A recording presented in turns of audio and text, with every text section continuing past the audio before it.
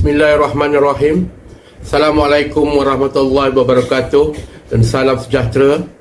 Yang saya hormati barisan pentadbir SK Taman Bukit Subang, guru-guru yang dikasihi, khasnya guru-guru tahun 1 SK Taman Bukit Subang, pada semua ibu bapa anak-anak SK Taman Bukit Subang di tahun 1, dan yang saya nanti-nantikan kehadirannya anak-anak murid SK Taman Bukit Subang tahun 1 bagi sesi persekolahan 2022-2023. Selamat datang ke SK Taman Bukit Subang.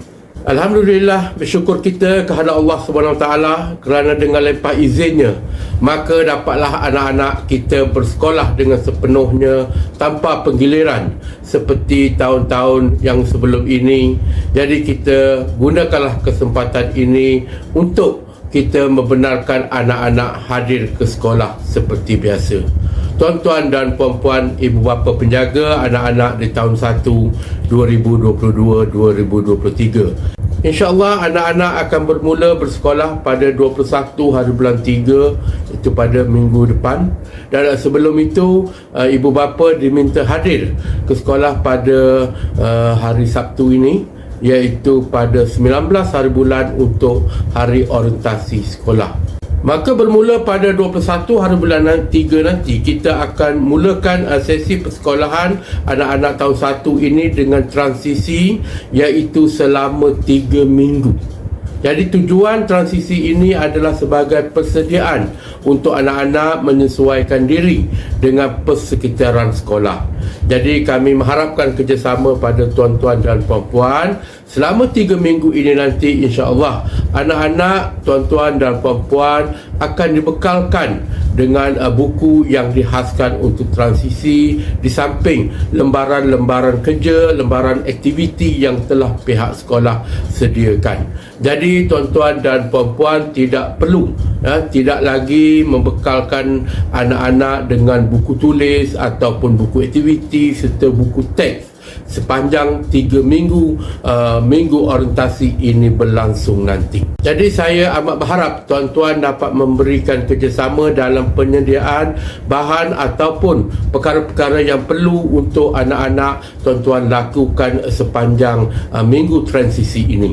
Satu lagi perkara yang perlu saya katakan ialah berkaitan dengan SOP pembukaan sekolah ini nanti. Jadi kita masih lagi mengikuti SOP yang telah ditetapkan oleh pihak MKN dan KPM. Jadi untuk makluman tuan-tuan, bermula pada sesi persekolahan ini nanti pada hari Isnin, hanya anak-anak, tuan-tuan dan puan-puan sahaja dibenarkan masuk ke dalam kawasan sekolah, manakala tuan-tuan dan puan-puan hanya boleh berada di luar pagar sekolah.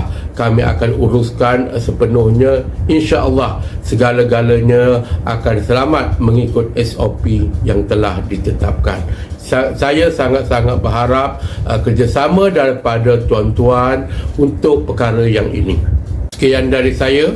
Marilah kita bersama-sama berganding bahu untuk meningkatkan kecemerlangan prestasi anak-anak kita. Kecemerlangan kita di norma baru. Kita belum menang. Kita jaga kita. Sekian. Assalamualaikum warahmatullahi wabarakatuh. Okey. Assalamualaikum dan salam sejahtera. Saya Cikgu Muhyiddin, penolong kanan pentadbiran. Di unit saya ini, saya bertanggungjawab terhadap bidang akademik di SK Taman Bukit Subang.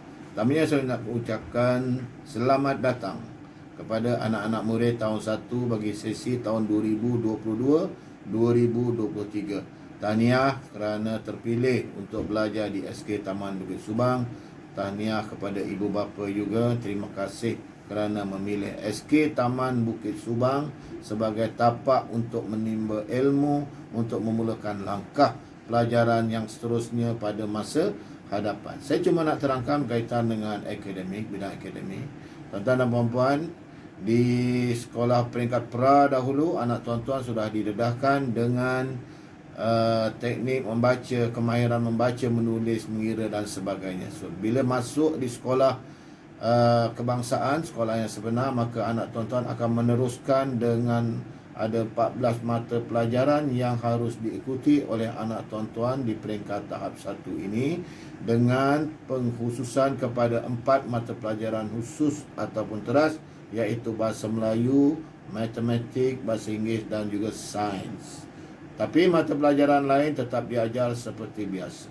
Untuk makluman tuan-tuan dan puan-puan, sekarang ini tidak ada lagi peperiksaan dijalankan di peringkat tahap 1. Cuma yang dijalankan ialah pentaksiran berasaskan bilik darjah, PBD. Jadi pentaksiran bilik darjah ini dilaksanakan secara holistik, secara menyeluruh, bermula daripada awal persekolahan hinggalah dibawa sampai ke tahun 6 nanti. So keputusan PBD bagi setiap tahun anak tuan-tuan akan diserahkan kepada tuan-tuan sebanyak 2 kali setahun.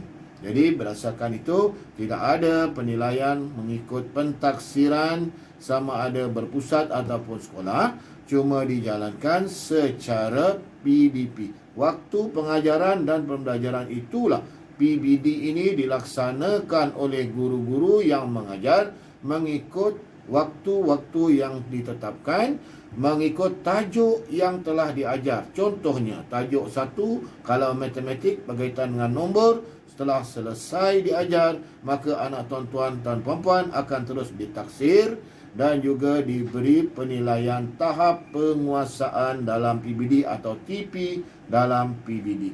Itu saja penerangan asas daripada saya.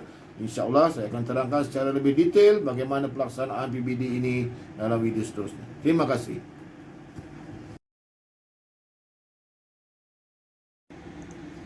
Assalamualaikum warahmatullahi wabarakatuh dan selamat sejahtera. Saya Puan Siti Ruhaizah binti Muhammad Siran, penolong kanan hal ehwal murid Sekolah Kebahasaan Taman Bukit Subang. Okey, saya ada beberapa perkara berkenaan dengan HAM yang ingin saya sampaikan. Yang pertama berkenaan SOP ya. Sekarang ni penularan wabak COVID-19 sedang menurun, so kita hendak membantras daripada penyebaran. So jadi saya ingatkan, sentiasa ingatkan anak-anak kita berkenaan SOP. Yang pertama, sentiasa jaga jarak sekurang-kurangnya 1 meter. Yang kedua, sentiasa memakai pelitup muka. Ibu bapa dikehendaki membekalkan pelitup muka yang mencukupi kepada anak-anak kita. Dan yang ketiga, ingatkan anak-anak kita sentiasa membasuh tangan menggunakan sabun dan ataupun hand sanitizer. Okey, perkara yang kedua berkenaan disiplin. Okey, anak-anak diingatkan tidak dibenarkan membawa peralatan yang tajam ke sekolah. Dan ingatkan juga anak-anak untuk hadir awal ke sekolah ya sebelum waktu yang ditetapkan. Okey, perkara yang ketiga berkenaan suntikan.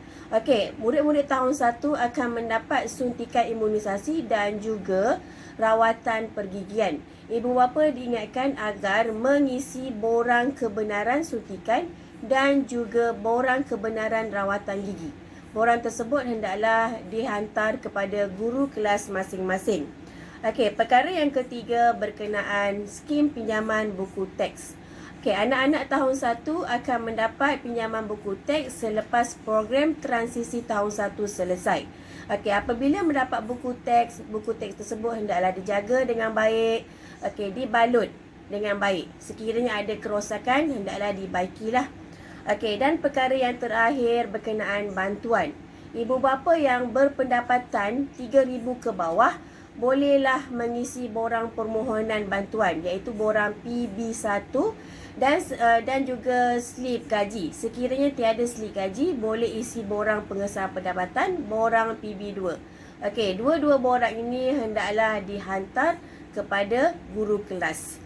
Okey, saya rasa itu saja berkenaan dengan HAM. Sekian, terima kasih.